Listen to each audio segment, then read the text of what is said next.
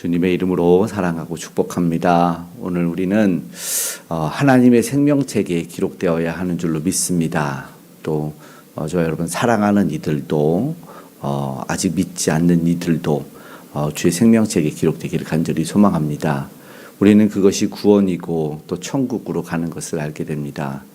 얼마 전에 배를 타는데 신분증을 항상 들고 타더라고요. 그리고 그 배 티켓에 이름과 주민번호가 있어요.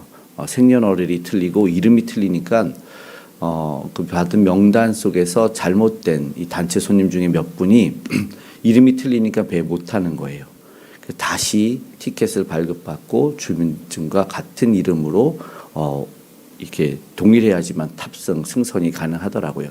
근데 우리가 알지만 뭐 배만이 아니라 비행기 타더라도 여권, 그 알파벳 하나만 잘못 기재해도 우리는 못하는 것을 알고 있습니다. 그것은 이제 어쩌면 이런 작은 예와 같다는 생각이 들어요. 무슨 말씀이냐면 생명책에 기록되지 않으면 그곳에 들어갈 수가 없는 겁니다. 오늘 우리는 생명책에 그 이름이 기록되기를 간절히 소망합니다. 오늘 말씀 속에서도 그런 것이 있습니다. 하나님의 말씀에 기록되지 않으면 그곳에 들어갈 수 없음을 오늘 다시 한번 생각하게 되는 본문이다라는 것입니다. 반드시 기록되어야 됩니다. 세상 권세의 전성기 그리고 하나님의 계획을 보면 어떤 일이 있냐면 하나님이 이 묵시록이라고 하는 이 다니엘 후반부를 보게 되죠. 역사의 내용과 함께 묵시의 내용이 계속되고 있는데 계속해서 요한계시록 그리고 에스겔을 통해서 이거를 문자적으로 다 해석해서 보는가 봐야 되는가 아니면 이것을 이제 영적인 해석이라고 해가지고 이거는 이 악의 대립과 현대 교회와의 어떤 그런 것인가 아니면 이것을 그냥 과거론적으로 그냥 지나치게 볼 건가 아니면 미래론적으로 해석을 할 건가 굉장한 차이의 해석을 가지고 오고 종말의 때는 분명히 알려주지 않는다는 것을 알아야 되는데 어떤 몇몇 이단들은 이 다니엘서 같은 묵시록 같은 거를 해석을 해가지고 이때는 어떤 왕이고 이때는 어떤 왕이다. 또 말세는 이때가 분명하다 뭐 이런데 그때 현혹되는 것이 아니라 지금 오늘 우리가 어떤 메시지를 주는지 하나님은 분명한 계획이 있다. 크고 비밀한 것이다. 그래서 말세에 우리는 어떻게 살아야 되는가를 다시 한번 기억하기 원합니다.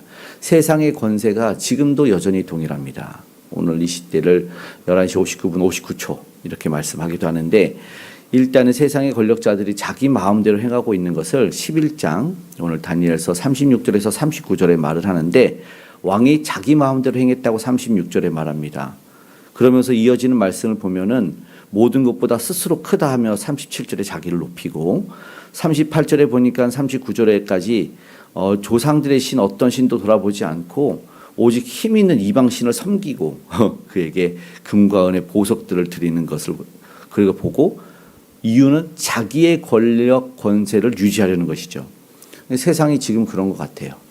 동일하게 권력자들이 악을 행해도 어쩌면 멀쩡히 잘 되는 것 같고 계속 그렇게 이어지는 것 같아요. 정치, 경제, 사회, 심지어 믿음의 공동체 안에서도 어떻게 보면 자기 권력을 유지하려는 우리가 알지만 부서나 어떤 뭐 구역 뭐 이런 것 가운데도 그 힘들을 유지하려는 것들이 종종 나타나는데 이런 안타깝고 우리는 한숨 나는 상황 속에서 성경은 말하는데 36절에 뭐라 하냐면 이 일은 반드시 이루실 것임이라. 작정된 일을 반드시 이루실 것이라 후반부에 말하고 있어요.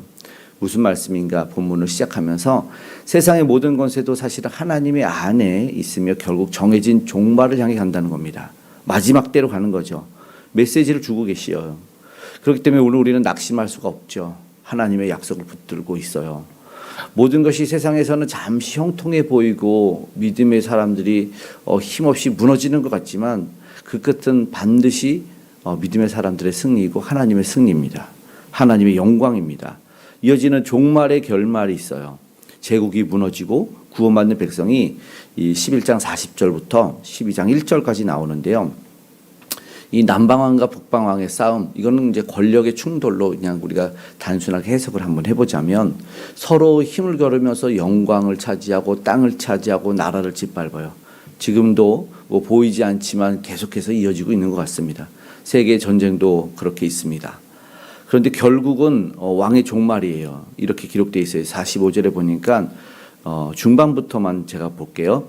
그의 종말이 이르리니 도와줄 자가 없으리라. 세상 제국 이제 보니까 영원히 다 그런 것 같아요.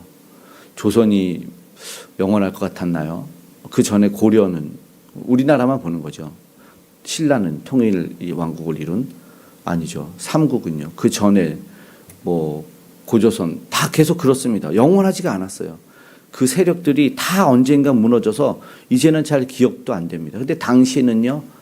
태평성대 만만세를 불렀겠죠. 그럴 것 같은데 이제 아닙니다. 무너집니다. 우리가 앞서 봤지만 다니엘서 2장에 어떤 예언으로 시작을 했는지 아시죠? 다니엘서는요.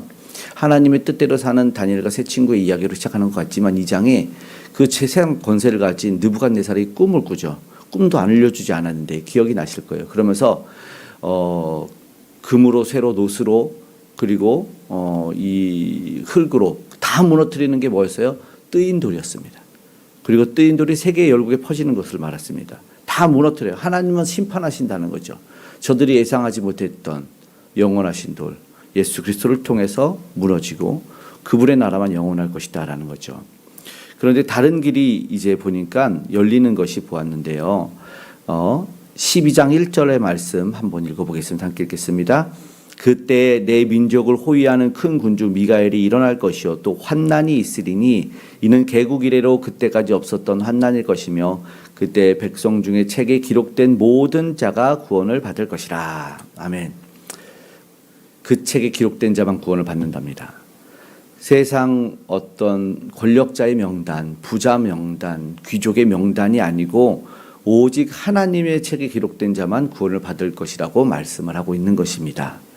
세상에서는 주목받지 못하고 어디에 이름 안 올라가도 때로는 실패자처럼 보이고 낙심해서 뭐 우리가 소위 당첨 안 되고 그 이름이 없는 것 같아서 절망할 수 있지만 정말 중요한 것은 하나님의 나라에는 생명책의 이름만 기록되면 됩니다.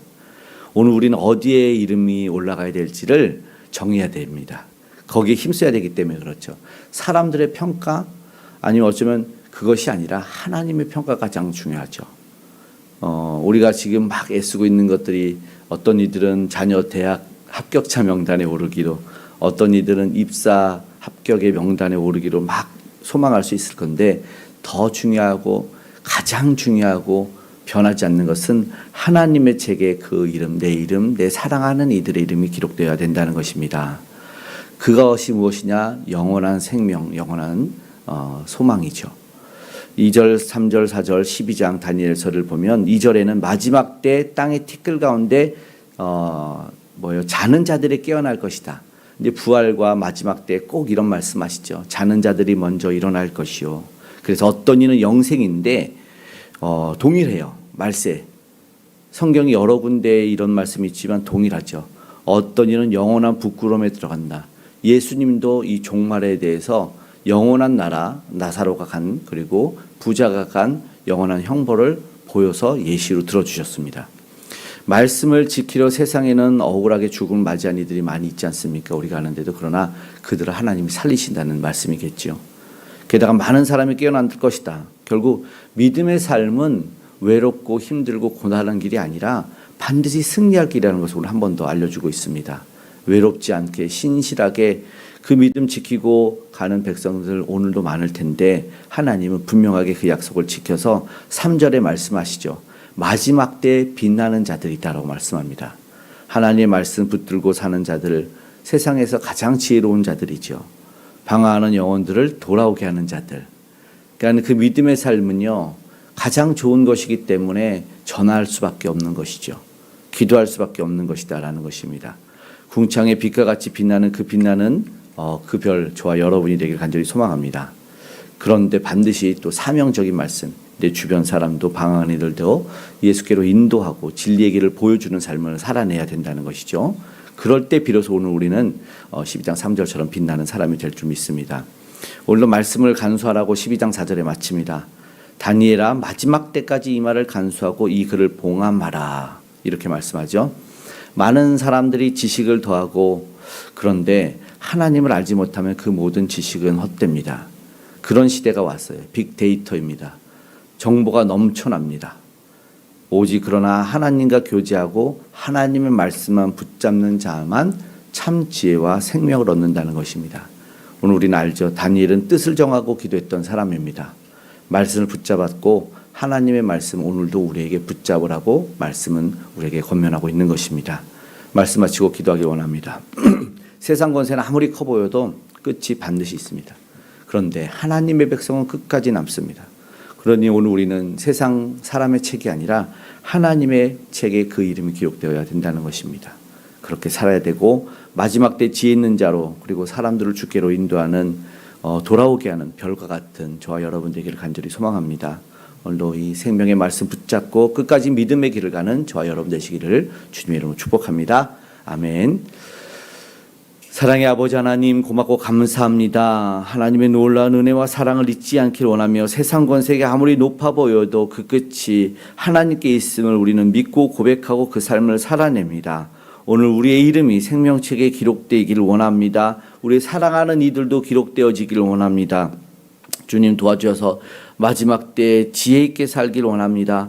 많은 사람을 주님께로 인도하는 빛나는 별과 같은 하나님 오늘 우리가 되게 도와주시옵소서. 사랑의 하나님께서 오늘도 그 놀라운 이름, 그 놀라운 구원, 구주 예수 전하는 우리 선교사님들과 특별히 함께하여 주시고 주의 나라가 확장되기를 구원받는 백성이 많아지기를 천국 잔치가 오늘도 아버지 원대하게 열려지기를 간절히 소망하오니 은혜 베풀어 주시옵소서. 하나님의 백성들이 빛을 발하기 원합니다. 곳곳에서 주의 백성들이 하나님 그 역할, 그 사명 잘 감당해 나갈 수 있도록 오늘 우리도 그 사명 잘 감당해 나갈 수 있도록 도와주시옵소서.